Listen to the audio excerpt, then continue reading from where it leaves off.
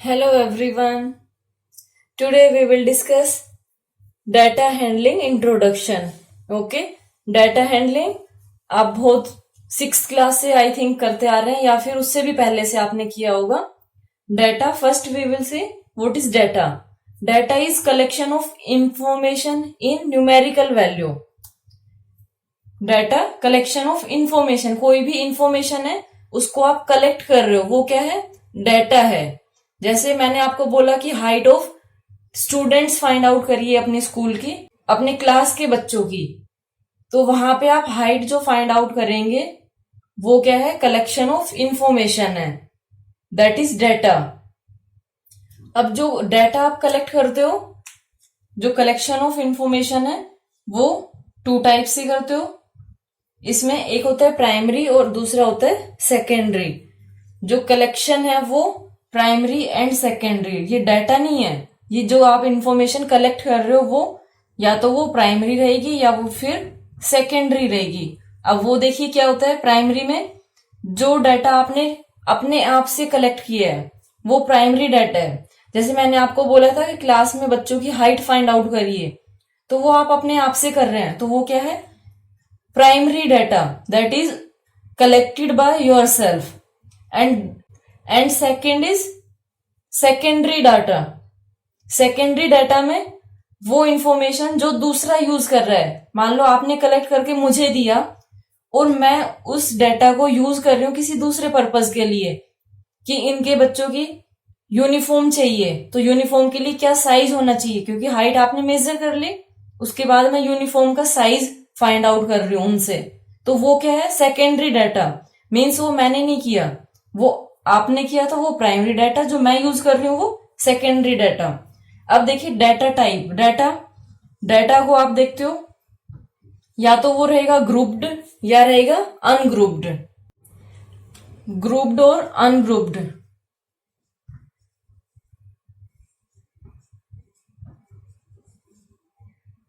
या इसको हम ऑर्गेनाइज्ड और अनऑर्गेनाइज्ड डाटा बोलते हैं. जो अनग्रुप्ड या अनऑर्गेनाइज्ड डाटा है इसको हम रो डाटा बोलते हैं. ये रो डाटा बोला जाता है. रो मीन्स जैसे कच्चा होता है ना, क्योंकि ये आपने ऑर्गेनाइज करके नहीं दिया है, तो ये रो डाटा है जो कि अनऑर्गेनाइज्ड फॉर्म में है. और अगर आप पर्टिकुलर एक उसकी टेबल बना के देते हैं तो वो कैसा होगा? ग्रुप्ड डाटा होगा. और अगर आप डाटा को इंक्रीजिंग या डिक्रीजिंग ऑर्डर में अरेंज कर रहे हैं तो उसको हम एरेड डाटा बोलते हैं. ARRAYED, that is arrayed data. Now next is frequency. Frequency is the number of times that a particular event occurs. कोई भी आप डाटा कलेक्शन कर रहे हैं उसके अंदर मान लो एक पर्टिकुलर नंबर है, वो बार बार रिपीट हो रहा है, तो वो क्या है? उसकी फ्रीक्वेंसी है कि कितने टाइम्स वो आ रहा है उसके अंदर, वो फ्रीक्वेंसी है. अब देखिए डाटा के अंदर पिक्टोग्राफ आप लोग कर आप लोगों ने कर लिया है. ये पिक्टोग्राफ कर चुके हो जिसमें पिक्चर्स ड्रॉ करते थे. फिर आपने बार ग्राफ वाला भी कर लिया. टैली मार्क्स वाला भी आप लोगों ने किया, टैली मार्क्स. देन आपने डबल बार ग्राफ भी कर लिया. ठीक है, ये सब आप कर चुके हो. अब हम देखेंगे इसमें हिस्टोग्राम एंड पाई चार्ट, ये हम देखेंगे. अब ये सारे आप पहले कर चुके हो, ये वाले और ये दोनों अब हम करेंगे. अब इसके लिए देखिए आप फ्रीक्वेंसी टेबल बनाते हैं. फ्रीक्वेंसी टेबल जिसके अंदर आप ऐसे करते हैं, मान लो यहाँ पे हाइट है, ये हाइट है, फिर आपने इधर ये नोट किया फ्रीक्वेंसी कि इसकी फ्रीक्वेंसी कितनी है, और इधर आपने नोट किया टैली मार्क्स. ये फ्रीक्वेंसी डिस्ट्रीब्यूशन टेबल आप बनाते हो, ये ऐसे नोट किया आपने. यहाँ पे हाइट है मान लो 165, कितने बच्चों की है? 8 बच्चों की है, तो यहाँ पे आप 8 नोट करोगे.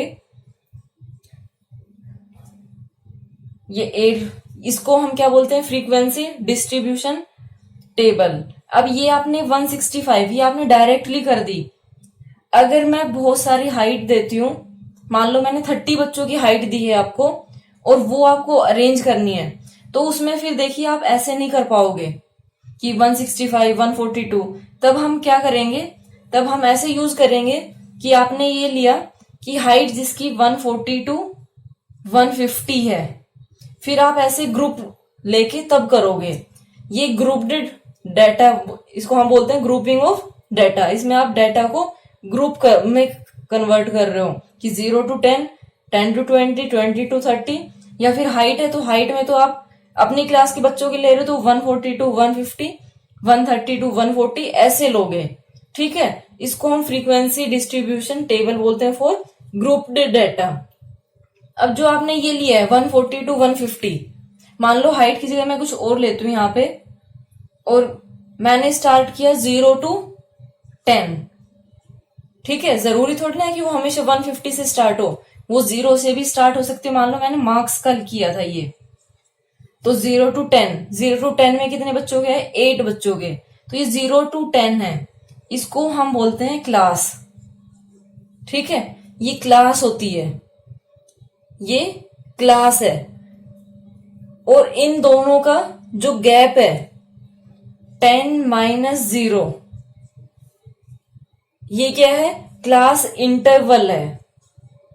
इसको हम क्लास इंटरवल बोलते हैं। मींस इसकी कितनी विड्थ है, ये साइज क्या है क्लास का, इसको साइज भी बोलते हैं, साइज या फिर विड्थ क्या है क्लास की, क्या है 10 - 0।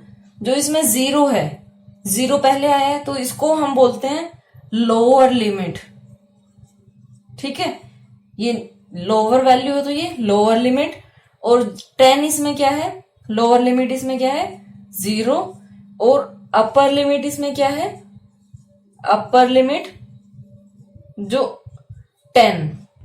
अब इसमें हम कैसे लेते हैं, जो 0 to 10 है, मान लो किसी बच्चे के 9 तक तो थे, उसके बाद 10 भी आया किसी बच्चे के, तो आप 10 है वो अपर लिमिट इसमें इंक्लूड नहीं करते, लोअर लिमिट इंक्लूड करते हो।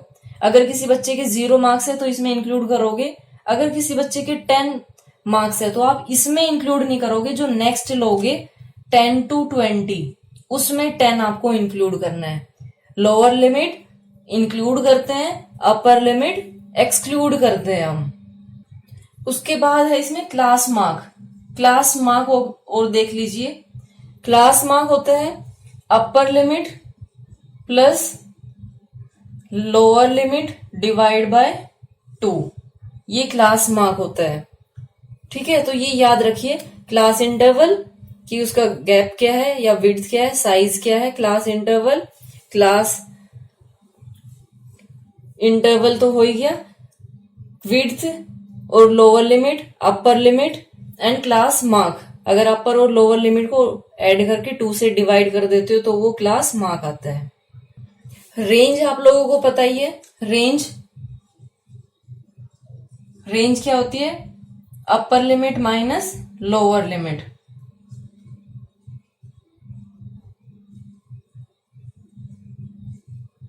ये रेंज अभी क्या आ गया, वही आ गया जो आपने क्लास इंटरवल निकाला था।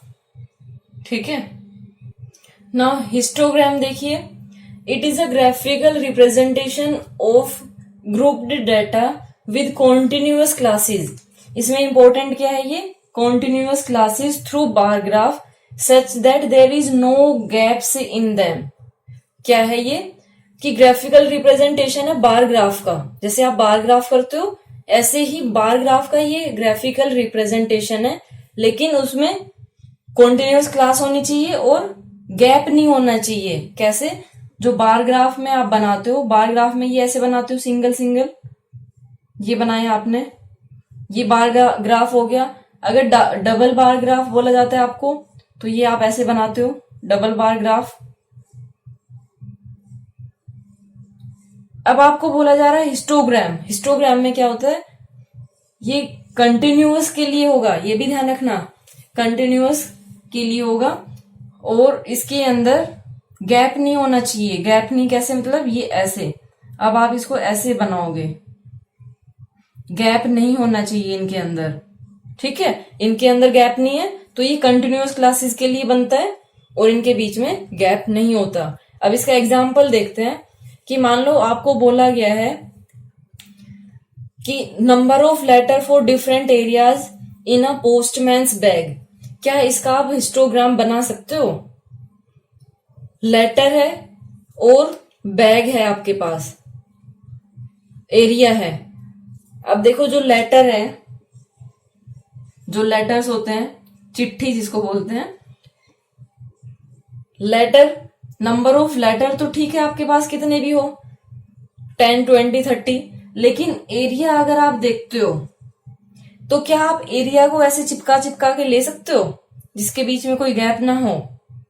अगर आप एरिया लोगे तो ऐसे लोगे ना कि यहाँ पे मान लो यहाँ दिल्ली है, यहाँ चंडीगढ़ है, यहाँ पे उड़ीसा है, तो ये सारा आप डिफरेंट डिफरेंट एरिया को डिफरेंट डिफरेंट